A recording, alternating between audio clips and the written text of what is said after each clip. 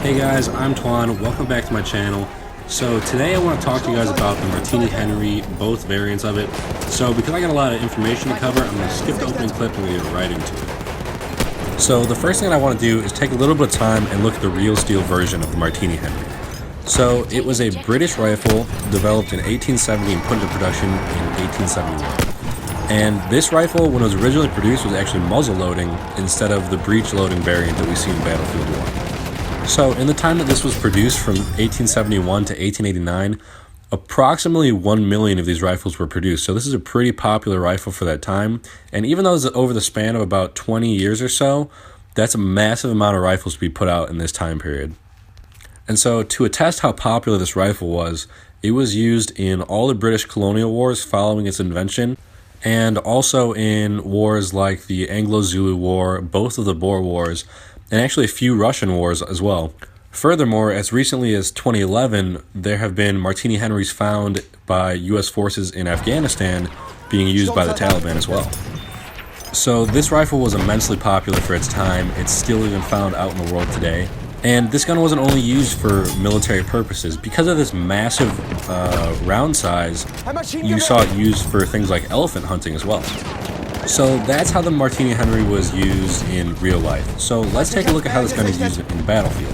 So this gun was pretty popular when the game first came out because if you remember and you had it then, it was a one-shot kill pretty much any time you hit someone, no matter where you hit them. And then following that, they had this huge nerf come out because this gun was obviously way too good compared to everything else. So they had this huge nerf come out and they made it pretty much you could never get a one-shot kill with it unless you hit someone directly in the head. And so when that happened, a ton of people stopped using it, and then they've slowly rebuffed it, not to its original glory, but they do have it at a level now where you can still get those one-shot kills, and it's a really competitive rifle. So when you're talking about the Martini-Henry, there's a few things to know that are the same across both variants of the gun. So one thing that's the same is that the velocity is one of the slowest in the sniper class. In fact, there's only one gun that has a slower muzzle velocity, and that is the experimental version of the Springfield. Another thing is that the reload time in between each shot is 2.3 seconds. And so compared to other guns, like when you're talking about like a machine gun or something, yeah, it's a quick reload time, but when you're doing it in between shots, it does take up quite a bit of time. Also, as I mentioned before, it's got the slowest muzzle velocity, but it's also got one of the highest bullet drops too, just because you're firing a massive 50 caliber round. And another thing that's the same across both variants is that you can fire 24 rounds per minute with the Martini-Henry. So the first one I want to look at is the Infantry version, and this is the one that people are most familiar with. So I found that the Infantry version is a lot of fun to use at long range or even in close quarters too, actually especially in close quarters. So at range, I really find that there's no issue using the Martini-Henry Infantry because it's pretty easy to track targets still. Yes, you've got a slow bullet velocity, but I personally really like sniping with infantry rifles in Battlefield just because it never gives away your position like the scope glint, and you can actually be really deadly because people just can't figure out where you are. In close quarters though, the way you play with the Martini-Henry totally changes. And so I've found that you can run up on people and you can get 3, 4, 5 people all in a row if you just time your shots right. And this happens a lot, especially if you're in a big battle area, because when people take damage, it's virtually always a one-shot kill from Martini-Henry, regardless of what range. And this happens a lot. You'll see it in the clips that I play with where you can just turn on people. If you get one shot on target, a lot of times you will kill them. And what I do for if you don't kill them is you want to equip a secondary pistol that is a fast rate of fire. I tried out a few different pistols when I did this. One that I used but wasn't a huge fan of was the Mars Automatic, because with that slow rate of fire, if you miss your first pistol shot, then you're kind of fucked. But I found that pistols like the Frommerstop work really well because you can get a lot of shots off really fast. And oftentimes, if you land your hit with the Martini-Henry, it's only going to take 2 bullets, usually tops, from the Frommerstop to finish off whoever you're shooting at. And so with the Martini-Henry Infantry and a good sidearm in conjunction, you can do some amazing things in close quarters. And I find that it's a lot of fun to play with. So moving on from the Infantry version to the Sniper version, I found this to be a big change from the Infantry version. So first of all, to unlock this gun, you have to get 300 kills with the Martini-Henry Infantry and also 25 bayonet charges. And honestly, I thought this was a lot of fun to unlock, because I loved using the Martini-Henry in the first place, so the 300 kills was fun in general, but also trying to mix in the bayonet charges made the game a lot different. And actually, I came to appreciate the bayonet charge more, because as I was trying to get these bayonet kills, I would find situations where I would either bayonet charge to start my streak with the Martini-Henry, or get a couple kills with the Martini, and then I would finish off my streak with a bayonet charge, and it actually makes for some pretty cool clips and for a lot of fun gameplay. However, once you finally do unlock the rifle, there are a few challenges that you're going to run into right away. And one of them was just getting adjusted to having the zoom in of the scope. So when you first unlock the gun, I believe the scope is on an 8x zoom, and that's pretty much unusable for this rifle. And there are a couple of reasons that this is the case. So the first problem that you're going to run into is just obviously not being used to having a zoomed in Martini-Henry, because with the slower round and the heavier bullet drop, you really can't reach out to normal sniper positions, at least with a scope, like not in the ways that you would with a normal sniper. Because I found that like when I would see a target out at like 300 meters, I would do the adjustment on my controller and I would set it up for that, and I would still be falling short of that 300 meter mark, which I found to be really interesting. The second issue that you're going to run into is that once you take a shot, normally with the regular Martini, the infantry version, if you take a shot, you can still track your target because you got nothing blocking you on the sides except for the rifle kick up in the middle of the screen. So you can usually follow your target still. With the scope variant, when you fire, it kicks your scope all the way up to the sky. And so that is one, very annoying. And then two, you have to gotta bring it back down to see if you hit your target. And then if you don't see your target, you have to zoom out, figure out where they are, or you have to stay zoomed in and kind of search the sides to figure out where they went. And so that makes this variant of the sniper pretty hard to use, because with a normal scope sniper, you can take 3 or 4 shots at a person without ever having to lose track of them. With the Martini, if you take a shot, you're going to lose track of that person if they're not standing out in the open, because if they're moving at all, it's going to be really hard to track them if your scope goes up to the sky and you completely lose vision of them every single time.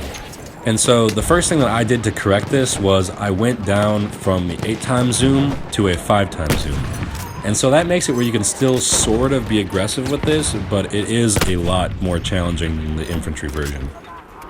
So when I look at the sniper version of the Martini-Henry, you know, I think back to the Martini-Henry infantry, and I think, okay, what were its best qualities?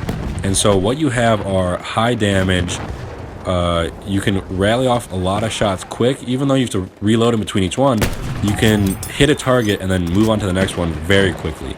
And part of that comes from the ability to track targets very easily because of the infantry sights. So now that I've got my perks for the infantry, I looked at the sniper version and I see pretty much all of those things totally taken away. So now what you got is a rifle that is taken from a versatile rifle where you can do long range and short range combat. You take it out of its short range setting, put it at a long range where it doesn't work as well as other snipers, and then you totally take away its ability to track targets like you would normally. And some of the implications of this are that if you ever get into a duel with another sniper while you have the Martini-Henry sniper variant, odds are you're going to lose this firefight, because in the time that you will take maybe 2 shots, assuming that you miss your first one and maybe get the second one on target, that other sniper will probably be able to take 3, if not 4 shots in the time that you are reloading your 2.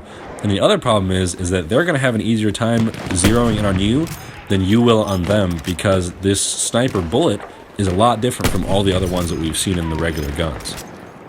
So overall, Martini-Henry is probably one of my favorite guns in Battlefield, and when I say that, I'm talking about the infantry version. I really think the sniper version is a letdown because it's just not feasible to use. It takes away what I see to be the biggest benefits of the infantry version, which are versatility and maneuverability. And so if you take both these things away from the sniper, then what is the point of using the Martini-Henry sniper over either a different or better sniper, or the infantry variant, which you can do multiple things with? So my overall recommendation when using Martini-Henry would be to stick with the infantry variant. And there's a few reasons for this. I mean, I've already outlined that I think it's more versatile. You can use it in close range and long range because you can track targets easier. And personally, I just think it's a lot of fun to use because there's something so fun about being able to go out with an infantry sniper, one that just reloads really slow. In theory, it should be a bad gun, but you can go out and you get some really fun clips to play with, and I think the sniper variant takes away that fun just because it's not as easy to use and it's harder to get adjusted to. So that's what I've got for you guys today. Let me know what you think. Comment below because I really like this gun, and so I really want to know what you guys think about my opinion of it and if I'm wrong or if you guys agree with me. So let me know. If you enjoyed the video, leave a like and don't forget to subscribe. So I'm Twan, thanks for watching my video and enjoy the rest of this gameplay.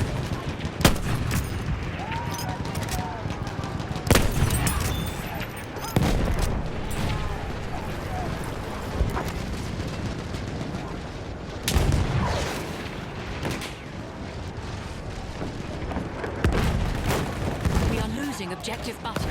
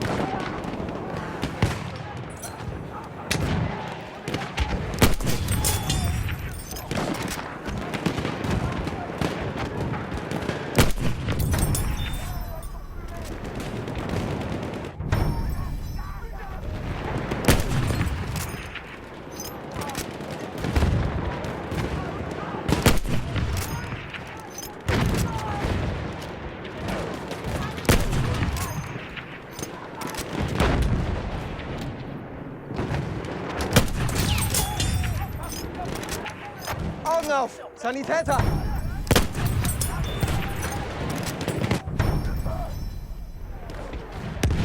Da! Ein Speer!